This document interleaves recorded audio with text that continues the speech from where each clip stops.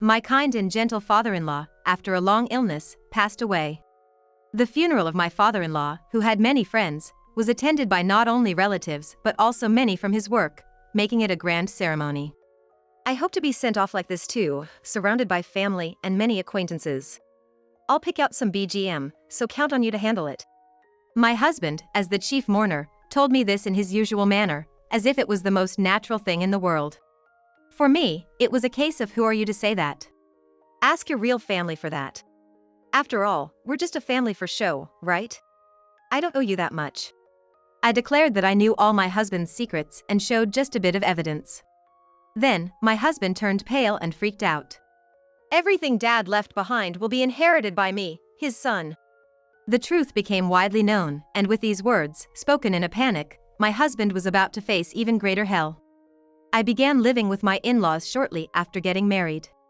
I was hesitant about moving in with my in-laws before the marriage, but it wouldn't be true to say I didn't consider it. However, my in-laws were very kind, and my husband assured me he'd always be on my side no matter what. Encouraged by the kindness of my in-laws and my husband's strong words, I decided to move in with them. After the marriage, I continued working for a while but decided to quit just before turning 30. Become a full-time housewife. The decision to resign was driven by my desire to have children and the gradual decline in my father-in-law's physical strength. My father-in-law, who said it was too early for retirement, kept working, but he started spending more time at home on his days off, going out less than before. My mother-in-law had been urging my father-in-law to go to the hospital, but he insisted it was just the natural decrease in energy that comes with age and refused to see a doctor. Eventually, it became clear that I was pregnant. My father-in-law, who was looking forward to the birth of a grandchild, seemed to regain some energy when he found out about my pregnancy. When our son was born safely, my father-in-law, holding him and squinting happily, looked very content. Our family's bond strengthened, and we deeply felt our happiness. About a year after my son's birth, my husband was transferred to a different department at work. His job responsibilities seemed to change, resulting in more overtime. He started coming home on the last train for half the week. I doubted the sense in working overtime under such circumstances. My father-in-law and I were worried about this. Meanwhile, my husband started staying out overnight, claiming it was for business trips. He was returning home late on weekdays, even at the start of the week. Gradually, he began to go out alone more frequently on weekends and holidays, finding various excuses. I tolerated his work commitments on weekdays. When I was working, there were times when I had to do overtime to finish my work. I understand that this happens when you have a job. But I wondered what kind of work required him to be so busy that he had to give up his weekends. I was extremely worried about my husband's health. Seemingly annoyed that I would interfere whenever he mentioned work or social commitments, my husband's reasons for going out became more and more vague. Hey, who calls a family man out on his day off? If it's someone from work, they must know you have a young child, right? We had received baby gifts from my husband's colleagues and superiors. Knowing that even his direct boss had given us a gift, I couldn't believe that they would be so hard on him. In such an environment, I really wanted to speak out against his company or boss who would do the opposite. Don't interfere with my work. I don't want to interfere with your work either. But can't you act a bit more like a father? I'm earning money as a father, aren't I? What more do you want from me? And so, our arguments always turn out like this. My mother-in-law also tried to stop my husband's frequent outings, warning him that he'll become a stranger rather than a father to our child, but it was to no avail. First of all, you're a terrible wife, which is why I never find peace of mind. He started to dictate how a wife should be, waiting up for her husband, not eating before him. Once our child grows a bit more, I could adapt my schedule to his, staying up late or having meals together. But right now, with a young child, our life inevitably revolves around the child's needs. And my mother-in-law strongly opposed him on this. Basically, you lack feminine charm. Before being a mother, you are my wife and a woman. Women who abandon their femininity after marriage are just like you. I'm unlucky to have a wife like that. How can one expect to be well-dressed while managing household chores and childcare? If you want me to look beautiful, help with the childcare. If I had time to put on makeup, I'd rather lie down a bit. And I can't leisurely shop for new clothes when I have to take the child with me. Without my husband's cooperation, it's impossible to maintain the role of his wife. His unhelpful and demanding attitude led me to suspect him of infidelity. There were several reasons for my suspicion. It might sound like I'm overly influenced by dramas or stories from cheated wives, but the frequent business trips, weekend work, and calls to go out were suspicious. The extremely limited time he spent at home and the frequent outings under the pretext of work. Going out after mentioning names of superiors or subordinates, claiming they called him out. No traces of excessive credit card use, but hints of women's perfume and cosmetics, and his attitude of not questioning him since he provides for the household, were concerning. It sounded like someone had advised him that as long as he provides financially, he won't get caught. Around this time, my father-in-law's previously diagnosed illness worsened. After my mother-in-law's persuasion, he finally agreed to undergo tests at the hospital, but his condition was incurable and required lifelong management. He had already retired and was living a restricted life while taking medication to slow the progression of his disease. My father-in-law had already retired from his job, and it was my husband's income that supported our family's finances. Maybe that's why my husband's attitude got louder and things got tighter. Even with 2 women in the house, there were limits to supporting my father-in-law. He decided to be hospitalized to avoid any sudden worsening, considering the strain on my mother-in-law and me. Visiting the hospital was quite challenging. There was no nearby hospital specialized in my father-in-law's condition, so we had to travel about 30 minutes by car to a larger hospital. Neither my mother-in-law nor I could drive, so we had to rely on taxis or public transportation. There were times when I wished my husband would help with transportation, as it would have made things much easier. Visiting the hospital? Carrying stuff? It's not necessary. He's just exaggerating a simple hospital checkup. My husband dismissed my father-in-law's hospitalization as just a checkup and never visited him. Even when I asked him just to drive us nearby, he wouldn't help, claiming my mother-in-law and I were overreacting. Time just passed by. My father-in-law, growing increasingly weak, passed away despite our desperate care. A few days before my father-in-law passed away, my husband was out of town on what he said was a long business trip. The doctor had already told him that he would have to wait 2 days at the most. "Why does your company make you work even at such a time?" I yelled at him, which was rare for me. But he just retorted, "Who do you think you're eating off?" and left. My mother-in-law had hurt her back caring for my father-in-law, so we had to stay in a nearby hotel to be close to the hospital. There was no time to immerse ourselves in grief over my father-in-law's passing, as we were busy arranging the funeral. My father-in-law was a person of great character. Despite having retired, many of his former colleagues and subordinates attended the funeral.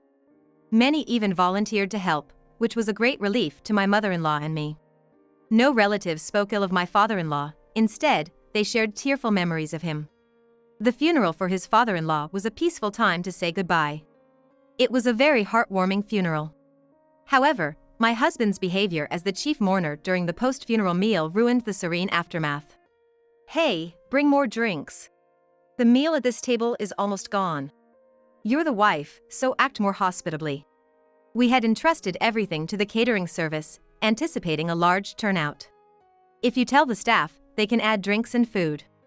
Yet, my husband would not tell the staff directly, but would order it from me first. Furthermore, he insulted me in front of distant relatives and my father-in-law's business contacts who couldn't visit him during his illness. He said things like, "Sorry for my useless wife. She's just like this at home too," and "She left my father's care to my mother and the hospital, just lazing around at home, the worst wife." I was irritated and thought, "That's exactly like you," but I didn't want to stoop to his level and be seen as the same as him. I held back my anger and said, "I apologize for any shortcomings. Please let me know if there's anything I can do." But it was when my mother-in-law suggested it was time to wrap up the gathering. Almost everyone stayed till the end to mourn my father-in-law. Seeing this, my husband muttered, "I want to be sent off by my family like this too." He might not have been aware that he said it out loud, but I heard it clearly and thought, "The nerve of you to say that." I had reached my limit of patience. "You should ask your other family to fulfill that wish, since I can't." When my husband looked confused, I clarified, "About wanting a funeral like your father's, being sent off by family." Realizing he had spoken his thoughts aloud, he started to make excuses in a flustered manner. "I'm a good husband, right? We're not struggling financially, and our future is secure. What's wrong with talking about my ideal funeral?" However, the remaining family members asked, "What other family?" looking back and forth between my husband and me. At this point, my husband finally realized that he was in a terrible situation. My husband's eyes swim as sweat beads on his forehead. "Another family? No, I want to know about that too.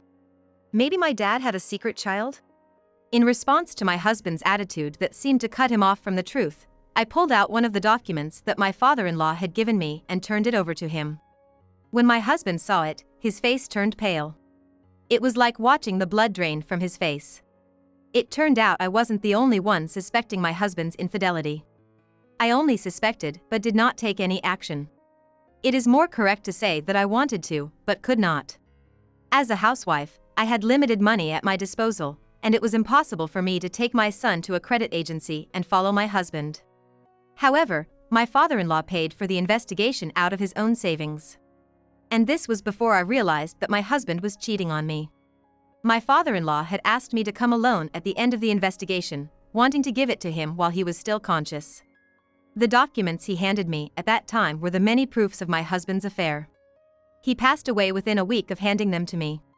My father-in-law had also introduced me to a lawyer, a friend of his, in case I ever ran into trouble. I had already discussed this with my mother-in-law the day I received the infidelity documents from my father-in-law. The answer we came up with was to cut my husband loose after all of my father-in-law's funeral-related matters were over. We felt that we could not make a normal decision until there was a break, and that this was a matter between us and our parents, and that it was not right to involve our relatives. But seeing my husband relentlessly following his own path without any regard for us, I realized there was no need to be considerate anymore. While the relatives were still around, I decided to blatantly expose my husband's infidelity. "Don't think you can get away with just a simple affair." I scattered not just the paper with evidence of his infidelity but also photos of them being affectionate, entering a motel, on vacation together. "There's a child between you and your mistress, right? When is the due date?" It turned out to be around the time my father-in-law decided to be hospitalized. While my mother-in-law and I were caring for my father-in-law, my husband was busy getting his mistress pregnant. My mother-in-law was so furious that her veins were bursting. I was worried that her blood pressure would rise so high that she would collapse. While some relatives tried to calm her, others condemned my husband as a disgrace to the family. Not a single person sided with my husband as he tried to come up with excuses to get through the situation. "It was just some fun with a lady from a bar." That excuse might have passed for travel and hotel stays, albeit weekly. However, it is a very bitter excuse. Some relatives, who were familiar with the bar business, pointed out that getting a woman pregnant goes beyond work-related interactions, leaving my husband speechless. Even if it was within the context of a bar, as a married man, it's a matter of courtesy to refuse intimate companionship, they argued harshly. My husband might have thought the male relatives would empathize with him. But none of them shared his view, showing disgust instead. Finally, my husband became defiant.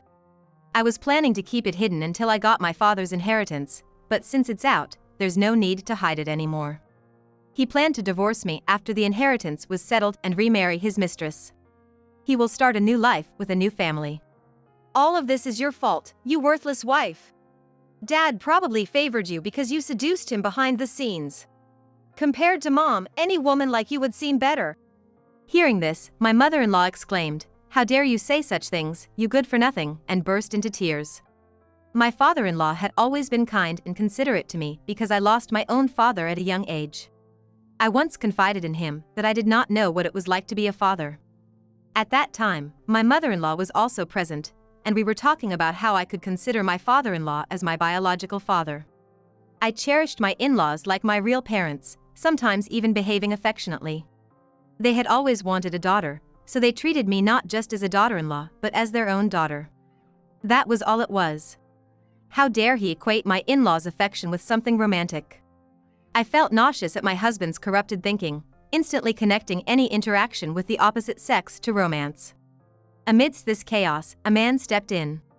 It was the lawyer my father-in-law had introduced to me. The lawyer informed my husband, "You're not getting any inheritance, you know?" If the husband had not brought up the subject of an inheritance, the lawyer might have let the matter drop and let it play out. However, when the husband said that he would divorce her if he received her inheritance, the lawyer felt that she should tell him the truth as soon as possible.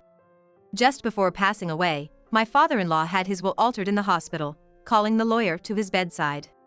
My father-in-law did not want to give even the remainder to my husband, and was asking how he could give it to me and my mother-in-law. My husband is a son, so he claims that he has a right to receive the money, and at worst, he is bullish that he should be able to get the remainder of the property.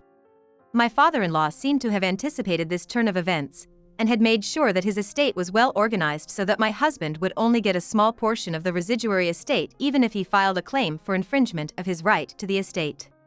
The compulsory portion is minuscule, and after deducting legal fees, it might even be negative. I wasn't sure about the cost of legal fees, but knowing my father-in-law, he must have arranged it so that my husband would get next to nothing. My husband had been spending lavishly with his mistress, believing he would receive a substantial inheritance, especially after learning he had to leave his job due to illness. He believed that he would get his inheritance more than what he spent. Her husband also worked for a good company, so his salary was reasonable. However, I once pointed out to her that the money she gave him for living expenses was very little considering his income. At the time, he made excuses such as that his salary had dropped due to the recession or that he was no longer receiving bonuses, but it seemed that he was spending all of his money with his unfaithful partner. My father-in-law was an executive at a major company. He retired earlier than retirement age, and I hear that the company rehired him on fairly good terms because of his personality. When my husband and I were dating, I remember him saying that he had never struggled with money in the past. Perhaps that is why he thought he would receive a big amount, maybe even $2 million, as his inheritance. My husband crumpled to his feet and sat down on the floor. My mother-in-law, crying and furious, lamented, "How did our son turn out like this?" blaming herself too. I think that as a child, the parents have a lot of influence, but once you are out in the world, it is up to you. Maybe my husband was a person who was influenced by the people he dated. My husband's arrogance became worse when he started dating the person he was cheating with. Even if his mistress was the root cause, as an adult, my husband was responsible for straying from the right path. John, still in disbelief, kept asking, "How did this happen?" and continued shouting. My mother-in-law and the relatives gave him cold looks and collectively threw him out of the house. "I am the chief mourner. Show some respect." The ceremony can be done even if there are no mourners. Because it is obligatory. And the mourners don't have anything to do with it. Crying over something so pointless, I said coldly, laughing off his claim and disregarding his presence. A few weeks later, my husband casually returned to our in-laws' home. I confronted him with divorce papers. He insisted that he should be the one to initiate the divorce, but I explained that if he did, I could drag it out and make it difficult. I thought it would be one resistance or counterattack to stall him for a long time, but that is not the best thing to do now that he has a child. I have to change the current environment quickly for the sake of my son. My husband looks unconvinced that I am taking the initiative, but he himself wants to get a divorce as soon as possible, so he reluctantly agrees with my opinion. But that doesn't mean I want to see my husband anymore. My mother-in-law and I said, "Good luck with your new family." And then we kicked them out of my parents-in-law's house. I had already thrown my husband's belongings out in the corner of the yard. I told them that I would send the rest to their new address, and I completely removed my husband from the house. Later, my husband returned, this time with his mistress. They both seemed oddly triumphant despite his defeated state.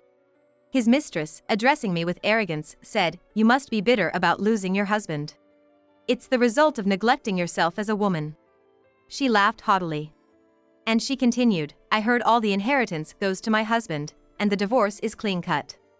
Apparently, my husband hadn't informed her that there was no inheritance. Rubbing her pregnant belly, she boasted that her child would have a better life than my son, who would be left with nothing. Then, a message came through on my phone from my husband. I calmly asked his mistress to hold on while I checked it.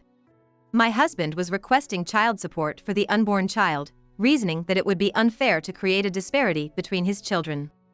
Despite the child being my in-law's grandchild, I wondered how I could love a child born out of an affair during such a difficult time. Ignoring his request for the moment, I decided to reveal something to his mistress that I hadn't told my husband yet. I calmly recited her name, workplace, and family background, information she had no idea I knew. This sent her into a frenzy. She approached me, raising her hand in anger. "Are you gonna hit me? I'll sue you for assault. Everything here is being recorded by the surveillance camera." Pointing at the camera installed in the corner of the room, his mistress timidly withdrew her raised hand. Before he passed away, my father-in-law told me to always keep solid evidence in case I ever had disputes with my husband after his death.